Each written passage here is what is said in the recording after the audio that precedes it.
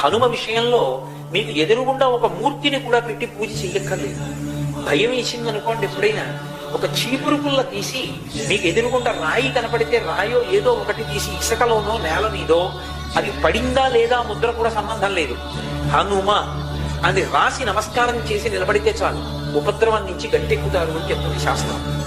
అందుకే హనుమ అత్యద్భుతమైనటువంటి రీతిలో కనపడేటటువంటి సుందరకాండకి ఇప్పటికీ పెద్దలు ఒక మాట చెప్తారు. ఏదైనా జీవితంలో జటిలమైన సమస్య వచ్చినప్పుడు దాన్ని ఎలా పరిష్కరించుకోవాలో అర్థం కాకపోతే సుందరకాండ పుస్తకం తీసుకొచ్చి అక్కడ పెట్టి రామచంద్రమూర్తికి, సీతమ్మకి, హనుమకి నమస్కారం చేసి ఒక కొత్త చీపురు పుల్లని తెచ్చి కళ్ళు మూసుకుని సుందరకాండలోకి గుచ్చితే ఏ కాగితం దగ్గరికి చీపురు పుల్ల గుచ్చుకుంటుందో అక్కడ సుందరకాండ విప్పి చూస్తే మీ సమస్యకి పరిష్కారం రామాయణ కథాంతర్గతంగా కలుగుతుంది. ఇది నేను స్వతంత్రించి మాట్లాడుతూ